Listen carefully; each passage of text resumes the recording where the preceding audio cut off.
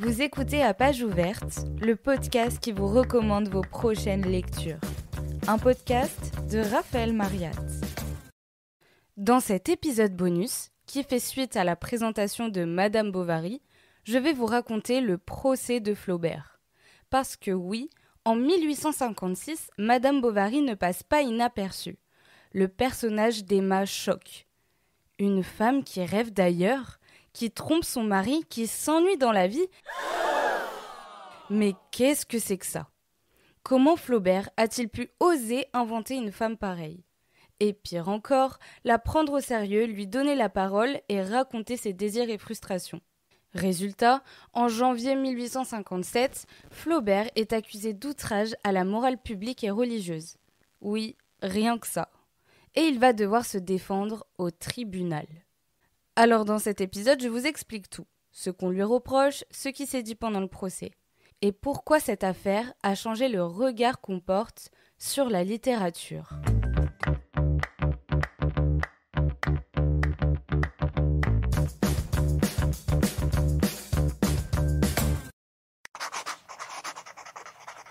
Nous sommes en 1856. Gustave Flaubert travaille depuis 5 ans sur un roman. Un texte qu'il veut couper, regrouper, préciser, ne pas mettre le mot de trop. Il ne veut pas écrire une épopée héroïque ou un grand drame. Flaubert veut raconter l'ennui. L'ennui d'une femme, d'un mariage, de la province. Et c'est comme ça qu'est née Madame Bovary. Avant de devenir un chef-d'œuvre étudié dans tous les lycées, ce roman a d'abord connu une naissance discrète mais risquée. À l'époque, on ne publie pas forcément les romans d'un seul coup comme aujourd'hui en librairie. Beaucoup d'auteurs passent d'abord par ce qu'on appelle la publication en feuilleton.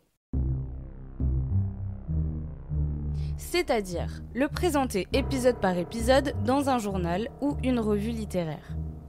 C'est ce que fait Flaubert dans la Revue de Paris. Le premier extrait paraît le 1er octobre 1856, le deuxième le 15 octobre, le troisième le 1er novembre, et ainsi de suite jusqu'en décembre. Mais dès les premiers chapitres, les rédacteurs de la revue prennent peur. Ils commencent à le censurer en rognant certaines phrases. Ils coupent aussi certains passages, les scènes d'amour, les pensées d'Emma, sa lucidité, ou encore l'absence de jugement. Évidemment, Flaubert est furieux.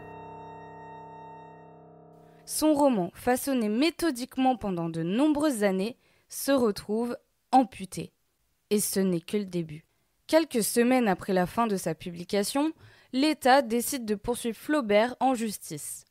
L'histoire est trop libre, trop moderne, trop réaliste. Petite précision. Madame Bovary est un roman rattaché au réalisme. C'est un courant littéraire du XIXe siècle qui cherche à montrer la réalité telle qu'elle est, sans l'idéaliser, sans l'enjoliver. Les auteurs phares, comme Flaubert, Balzac, Stendhal et bien d'autres, parlent du vrai monde.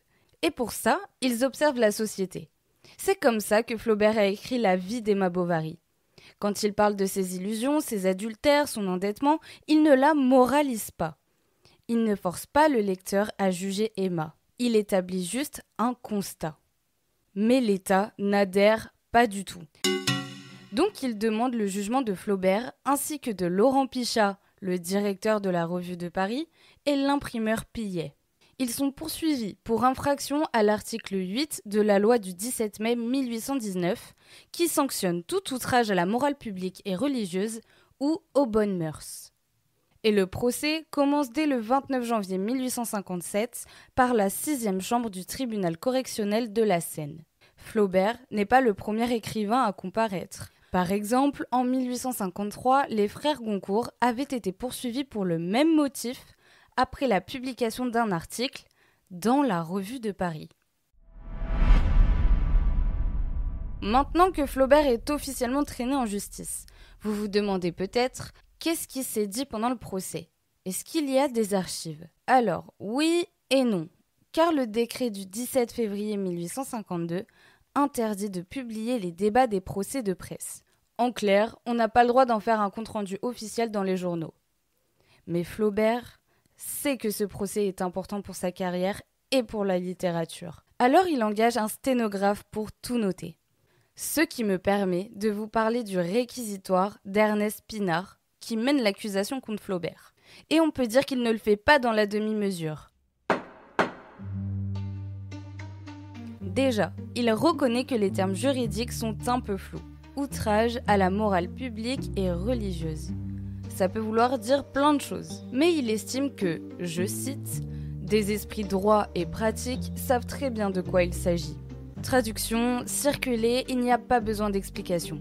Il reproche à Flaubert d'avoir écrit un roman trop sensuel, avec un style qui fait de l'adultère un acte magnifique. Il ajoute que les graves fautes morales d'Emma lui donnent une aura de beauté et de grandeur. Et ce n'est pas tout. Ernest Pinard attaque aussi la religion dans le livre. Il cite en particulier les scènes où Emma communie et se confesse.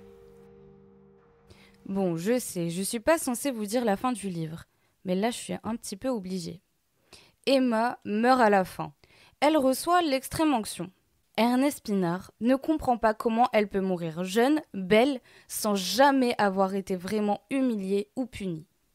Comme il dit, personne ne lui a fait courber la tête. Et selon lui, seule la morale chrétienne pouvait vraiment condamner l'adultère, qu'il appelle carrément un crime contre la famille. Ce que Flaubert, justement, ne fait jamais clairement dans son livre.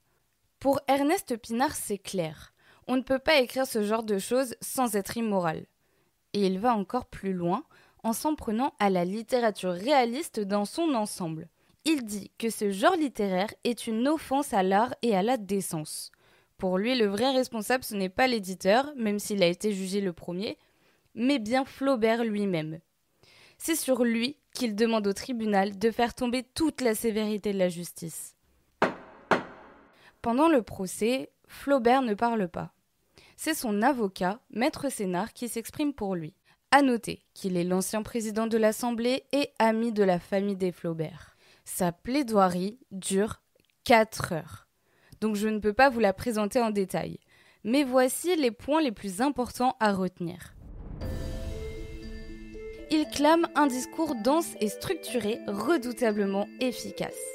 Pour éviter d'ouvrir un débat sur la liberté littéraire, il présente Madame Bovary comme un roman d'inspiration morale. Imaginez la réaction du tribunal. Maître Sénart défend le livre en expliquant qu'il montre justement les conséquences dramatiques d'une mauvaise éducation et d'une instruction religieuse inadaptée. Si Emma rêve autant, c'est parce qu'on la nourrit dès l'enfance avec de la douceur exagérée, des illusions et des dévotions sucrées. L'avocat ne s'est pas vraiment posé la question des droits de la littérature, mais il a montré que Flaubert s'était inspiré de plusieurs auteurs religieux, et pas des moindres, Bossuet et Massillon. Il ajoute que d'autres écrivains, comme Mérimée ou Sainte-Beuve, ont publié des textes beaucoup plus osés, sans poursuite judiciaire.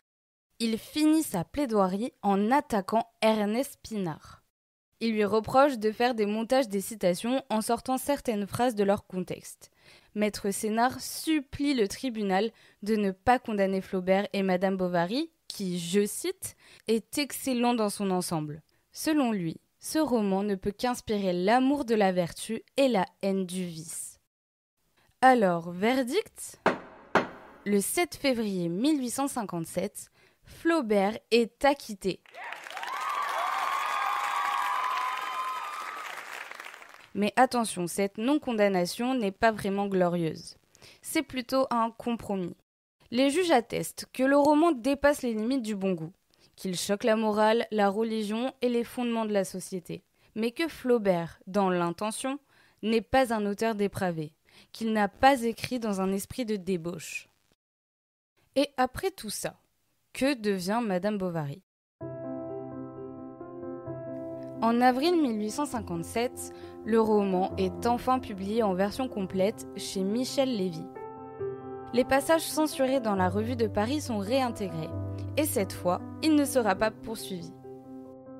Le roman rencontre un grand succès, le scandale a fait parler et le procès a renforcé l'intérêt. Quant à la Revue de Paris, elle finit par disparaître quelques mois plus tard, en janvier 1858, pour des raisons politiques. Et Madame Bovary entre peu à peu dans l'histoire littéraire. Même si par le décret du 20 juin 1864, l'Église catholique l'inscrit à l'index des livres interdits, ça ne suffira pas à freiner sa postérité. Ce qu'il faut retenir de tout ça, c'est que ce procès a été un tournant, un moment où la littérature réaliste s'est retrouvée face à la justice, et où un auteur a dû se battre pour défendre non seulement son livre, mais sa façon d'écrire le monde. Flaubert en sort grandi. Parce qu'il a tenu bon, parce qu'il a refusé d'adoucir son style, parce qu'il a prouvé que l'écrivain ne doit pas censurer la vérité sous prétexte qu'elle dérange. Vous venez d'écouter À Page Ouverte, un podcast écrit et réalisé par Raphaël Mariat. Pour plus d'épisodes, rendez-vous sur votre plateforme d'écoute préférée.